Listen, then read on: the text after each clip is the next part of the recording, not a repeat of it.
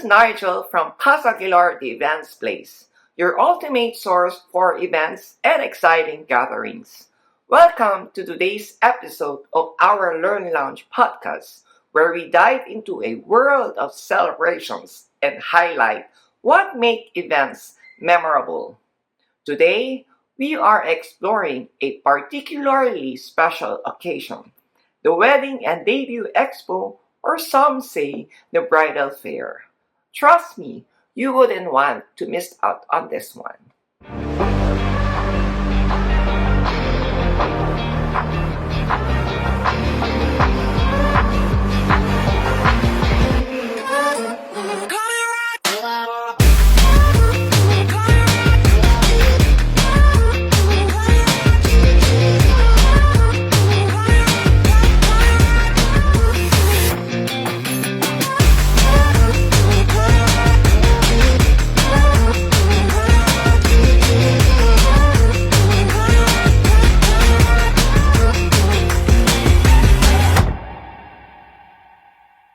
Weddings and debuts are two of life's most cherished milestones. These events are not just celebrations, they are opportunities to express love, individuality, and cultural traditions. The Wedding and Debut Expo is where all of this and more comes to life. Let's dive into why attending this expo is an absolute must for anyone planning their big day. First and foremost, the expo gathers the event industry's best and brightest under one roof. We're talking about meeting suppliers who are passionate about making your event unforgettable. From caterers offering tasting sessions to photographers showcasing stunning portfolios, the expo provides access to everyone you need to meet. Are you still deciding on a theme for your event? This expo is nothing short of an inspiration haven. Walk through theme exhibits that range from the romantic and classic to the modern and chic.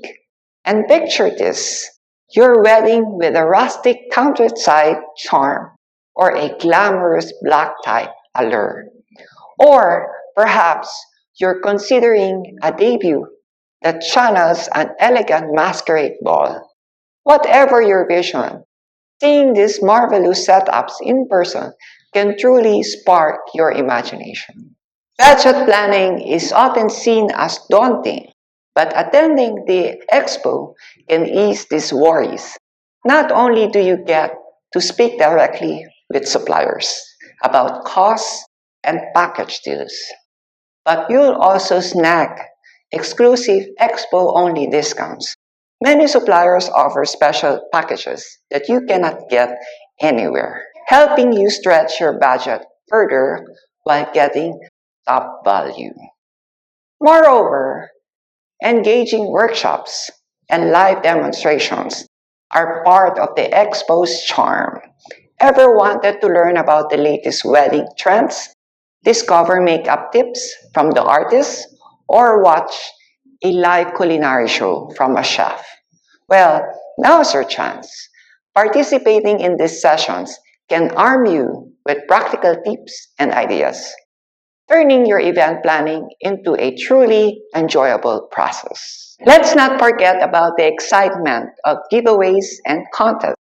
Who doesn't love a chance to win incredible prizes? Expos often feature raffles where you can score honeymoon packages, designer attire, and gifts that can save you a mint while adding extra pizzazz to your event. And yes, we are here at the Wedding and Debut Expo to chat with the organizers, bringing you exclusive insight. Let's get started. Hi, so please welcome to our Casa Aguilar video. So now, please introduce yourself. Hi, I'm Crystal. I'm event planner from Periwinkle Crystal Event Planning and Coordination, and I also host. So I'm also Crystal Grace, your MC. Hi, Sir Nigel. First of all, thank you for inviting us to be part of this your most prestigious podcast. So I'm Ram Pilares of Mobs Events and Management. Also, we have Mobs Sante International. So it's a barley about barley. Can you share the most memorable moment from a past expo that captured the essence of your event?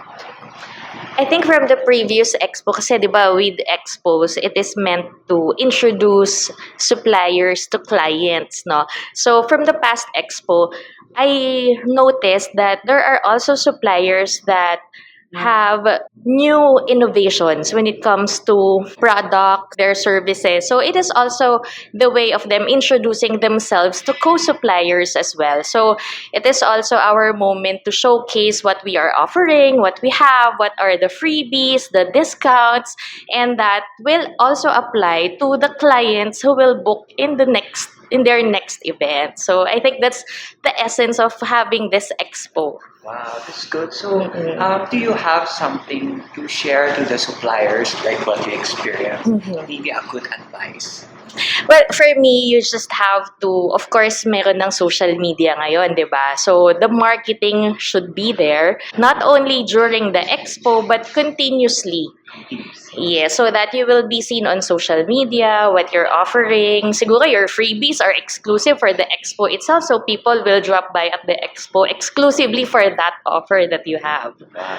Just like with that, Sir Nigel, may I add? Kasi usually from the very start, hindi ba, nag-umpisa ka, so you know what are your previous. So may nakikita ka iba na, I think the client needs this. So we know the client's needs. So ang ginagawa ng iba is, let's incorporate this on our next event. So pwede ng ganito. Yun, so big discounts and another previous para mag-enjoy yung mga clients. I think that's a good collaboration, Correct. actually, right? Right. How many years have you had your expo? Well, With weddings and beyond. yeah. It actually started 2014, if I'm not mistaken. No, with weddings and beyond. You started Oh, 2014, senior na. I started, Sir Nigel, when Weddings and Beyond started in 2007. Yeah. So, kasama na ako with the Weddings and Beyond from the very, very start. So, how was your first experience on your first expo? What was your impression? Excited actually kasi since it is our parang intro din dun sa ginagawa at the expo, ganyan. So excited to meet clients, to meet co-suppliers, what's happening within the expo. Ang dami pala talagang mga suppliers in our industry. So you also get to know them, nalalaman mo that meron palang ganitong supplier. And as time goes by, lalo pang lumalawak yung mga nakikita natin ng mga ino-offer for events. And I believe you are really grateful for that. Yes, super. Ako naman, Sir Nigel, at first medyo hesitant ako to join this mga bridal expo kasi we have already selected some suppliers, pero nung napilit nila ako to join, doon ko na-discover na mas marami palang variants ng suppliers, hindi ba? You would know and a lot of offerings are being given, no? Discounts and freebies, hindi lang yung isang supplier, so you could try other, at saka yung innovations nila no? Parating nagbabago at nagbabago. That's good. That's Yeah. good. At least you're, how do I say, you're flexible Correct. on the spot situation. So medyo mahaba ang kwentuhan It's okay. natin. We're having fun. All right. How do you create a balance between showcasing traditional and contemporary elements at the event? Well, first, siguro you have to know your client and their guests, yung mga attendees nila. You have to be sensitive also if applicable ba sa kanila yung mga new innovations, or you have to do the traditional way. For example, RSVP. No, sa events. Sa RSVP, we have websites now that you can visit, and then you'll register there if you're going to this specific event. Pero yung mga, let's say, young at heart natin, they are not into it. Medyo, they have difficulty when it comes to social media, to websites, ganyan, or they need someone to help them, ganyan. So, it's better that you do the traditional way of calling, confirming their attendance. Yeah. Siguro it's a mix, so it depends pa din on how you will handle the event, what will be the approach. So I guess that's an example of the traditional and the Actually, new- that's true because in my experience, when it comes to face-to-face person, because traditional, it's more exciting to engage with everyone. Correct. But social media, there's a gap, so it's hard to see what is the personality and the character. Especially the events online, no? So, iba pa din pagka face-to-face na ganito, unlike pag nasa, online platform. Saka much better, Sir Nigel, kasi you really have to do it on a face-to-face meeting. Di ba? Pwede kayo mag-Zoom or other social platforms. But still, kasi we need to know yung talaga nila, priorities and everything that they need. That's good. That's nice. Yes, the personal touch is always there. That's true. That's true.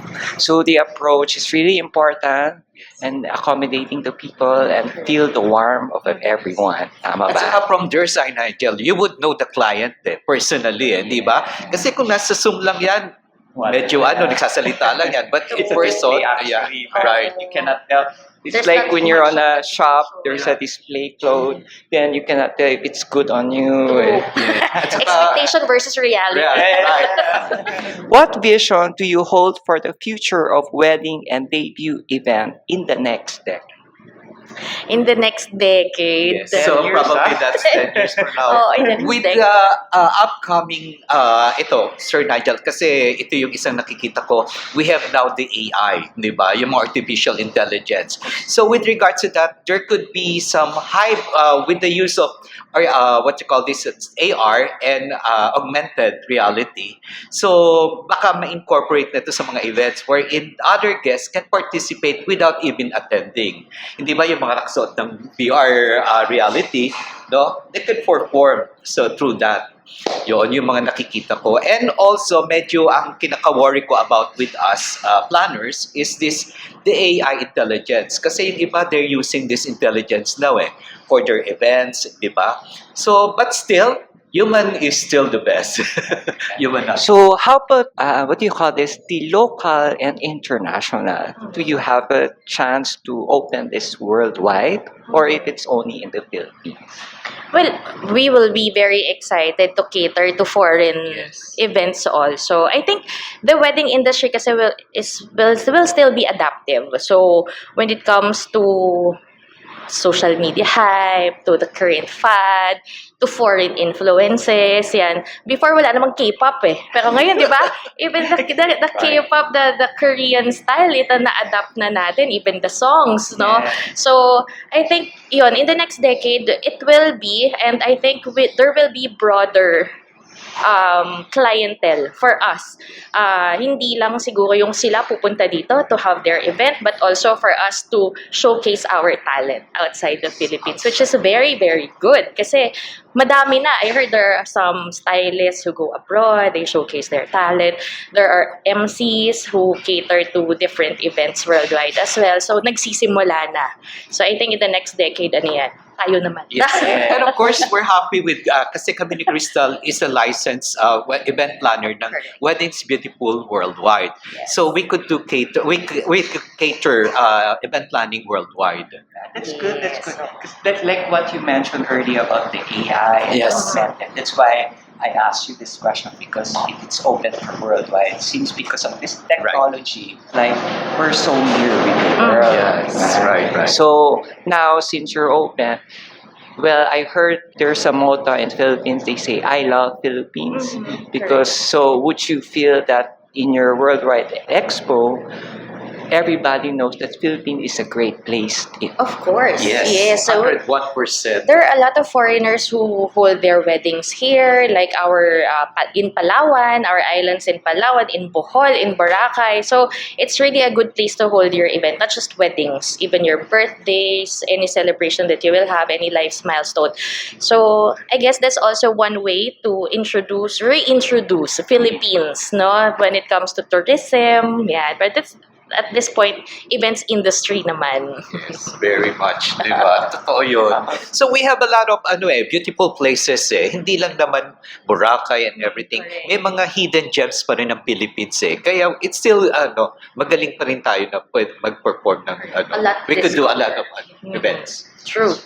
I hope everyone wants to know your advice, or maybe you have some say for the world. Do you have anything to say? Well, I guess despite all the social media hype, all the uso, and that you can see on social media, I guess we have to stick to the meaning and the essence of your celebration always, and it has to be your celebration. Hindi Right. dahil you are showing off, you're pleasing somebody, yon. So I guess that's one most important advice that I could give those who are soon to weds, celebrators. So you have to show the event on who you are, but not to impress too much because there's still tomorrow. Right? So you have to pick your priority on your events as well. Wow. How about you? With that, if there's a client, lay all your cards, di ba? Kasi some people, yeah, I want that. So, okay, I'll go with that. But the budget is, di ba? That's a problem. So lay your cards, at least we would know how we could adjust. Di ba? Kahit sa suppliers naman yan, sabihin mo na, oh, Sir Nigel, can you provide me that? This is only my budget. So, you could work it out, di ba? Correct. So thank you very much for sharing your insightful Thank you also information. for having us. Yes. And thank you everyone for listening with us. I hope you join with us at the expo and you have more surprises to come. Yes, we would like to So invite see you everybody tomorrow and on Sunday here at the PICC Forum. Yes, for Weddings at Cebu Expo. That was extremely insightful. A huge thank you to the organizers for sharing their valuable knowledge. Now back to our educational discussion. Additionally, networking with fellow suppliers and attendees can be surprisingly rewarding. Sharing experiences and gaining insights, and maybe even forming planning groups, can lighten the load and add to the fun of preparing for your special day. To sum it up, the Wedding and Debut Expo is a one-stop shop of innovation, inspiration, and insider advantages. It's a chance to transform your dream celebration from concept to reality while making memories and the process. Whether you're a bride or a groom, a birthday celebrant, a proud parent, or simply an enthusiast of beautiful events, there's something special for everyone at the expo.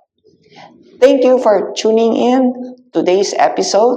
I am Nigel, and I hope you're as excited as I am about the possibilities that await at the Wedding and Debut Expo.